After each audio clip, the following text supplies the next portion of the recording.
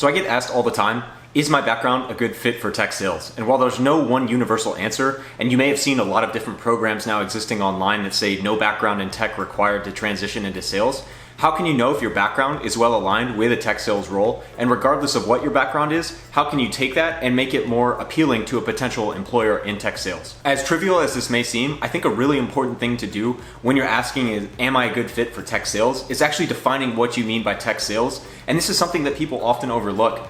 Tech, it's SaaS sales, all of this is kind of bundled into this single one like cloud of tech sales, SaaS sales. But within that, there's so many different verticals that range from even like a marketing, a sales tool, different platforms that are more helping productivity or helping the human resources department, etc. Those are tech and SaaS platforms, but the end user is not necessarily very technical. Whereas the flip side, something like cloud computing, if you're familiar with virtual machines, Kubernetes, different deployment technologies, tools, databases, that is getting into a much more technical sale, and that your end user is usually a degreed engineer, computer scientist, whatever it may be. So for one thing, there's always exceptions to the rule, and by no means should you take this as the absolute truth. If you're very motivated to get into a particular type of sales, you want to take online certifications, whatever it may be, you can absolutely get there. That being said, if your background is somewhat analytical, maybe you have data science experience, even something like accounting, economics, finance,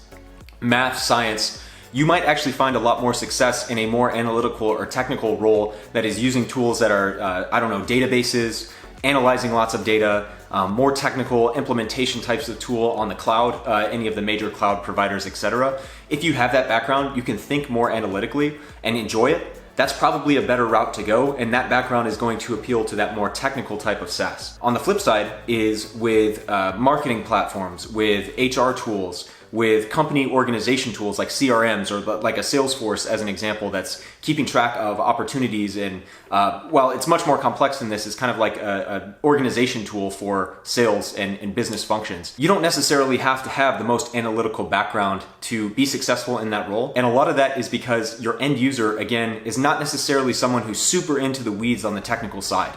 The product that you're providing in that scenario is less technical, and it's made such that a user that kind of has general familiarity with a computer can figure it out, can click through, can set things up. Now, obviously, it's not to say that those tools are not super complex, that they can't be used in very challenging and analytical ways. But again, typically that persona is not the most technical. Those tools are made to abstract all the difficult work required, as opposed to like a hard coding type of tool that's made for software engineers. So again, no hard and fast rule. If you have more of, say, a marketing, a sales, a public relations, a communications background without tech experience in the past, I might recommend looking more for those CRM types of tools like a Salesforce, a HubSpot, Monday.com is one that comes to mind, Marketo, etc. There's no right answer here, and there's so many different tools you could sell, but you're likely going to appeal to those teams if you have a background, again, even if you don't have sales experience, but working with the types of people you'd be selling to, that is a huge advantage. Now, on the higher end of the technical side and the complex side with software engineering tools, etc., cloud infrastructure, you name it, those companies, while it's not a hard and fast rule, a lot of times if you do have a STEM background or analytical background, you're highly sought after because ideally you've been around some type of tool or you've had to work on some type of analytical tool or process that drove revenue.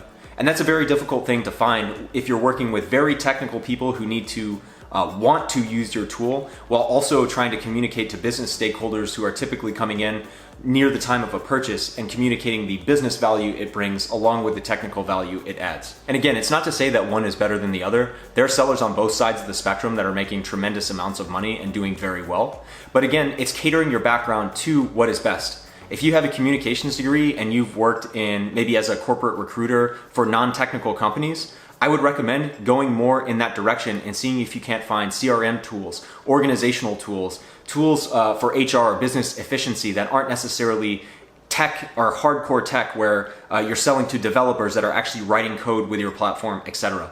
Conversely, if you're coming from a highly analytical background, I don't think you would necessarily want to go to the less technical end user types of sales with the CRM, etc. Because when you are coming from that analytical background, in many cases, like if you have a mathematics, science, engineering background, you put a lot of thought into a concept, and in many cases, and I'm guilty of this too myself, you can find yourself rambling on and on and on when candidly the end user of CRM or an HR platform doesn't really care about all the intricacies. They just want to see how it makes their lives easier, how intuitive the platform is, and how much it streamlines all the work that they have to do normally by hand. Conversely, again, you can still ramble and talk about nonsense with very technical people that's not relevant to them. But if you're not an expert on the product or you don't know enough about it and your brain is just not wired to know really, really technical things, it's very difficult to be successful selling to highly technical personas. They don't like talking with people who can't at a minimum understand the product. And if they know a lot more about the field that you're calling in and talking about, it's an immediate turnoff and they won't even engage with you in the first place. So I'll end this video like I say to everyone, there's no one answer here for anything. If you find a type of sales that you really want to get into because maybe you really like a certain company in the space,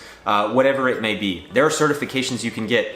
As an example with Salesforce, there are free certifications online that you can get to help you understand the basics of Salesforce if you want to go in that direction.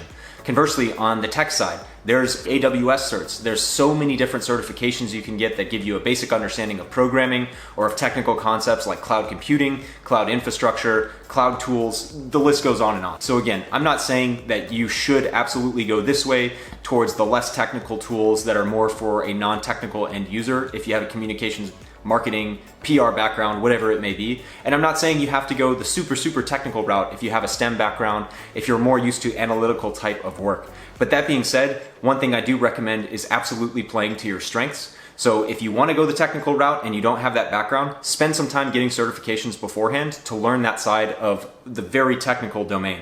Conversely, again, if you're coming from a highly analytical, looking to go more into a less technical type of SaaS or sales environment, if you're coming from that analytical background and you're wanting to go to a less technical solution, totally fine. And yes, there's free certifications. I would recommend you do them. But also, I would recommend reaching out to sellers from that type because I'm as guilty of this as anyone. When you're coming from that analytical background, oftentimes, again, you're overthinking how much has to be communicated and you're not even realizing how much you talk about things and want to explain every little thing, where I think that sales motion is going to be a little bit different. The types of communication are going to be really different than talking to a highly technical persona. So I hope that information helps. We really appreciate the support. Again, our channel has started to grow and I've actually talked to a lot of you through our website that are getting value from our videos that have either already made the transition to tech sales or are looking to make that transition themselves. So thanks again and we will see you next week.